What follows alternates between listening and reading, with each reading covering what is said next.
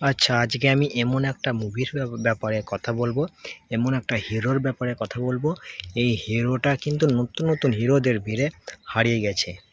আর এই মুভিটার ব্যাপারে যদি কথা বলি, মুভিটা কিন্তু আমাকে দুর্দান্ত লেগেছিল। আচ্ছা, মুভিটার নাম বলি, মুভিটা হচ্ছে তোর নাম। হিরোটা গৌরব বাজাজ। হিরোটা খুবই ভালো হিরো। মুভিটা কিন্তু অসাধারণ লেগেছিল আমাকে। কালকেই দেখলাম মুভিটা, দেখেই মনে হলো ভিডিওটা বানানো উচিত। তার কারণ এই হিরোটা কিন্তু বাংলা ফিল্ম ইন্ডাস্ট্রিজ থেকে পুরো হারিয়ে গেছে, একবারে গায়েব হয়ে গেছে। এখন কিন্তু এনাকে দেখতেই পাওয়া যায় না। আর তোর নাম মুভিটা অসাধারণ ছিল, ধামাকা ছিল। সত্যি খুব সুন্দর একটা মুভি ছিল।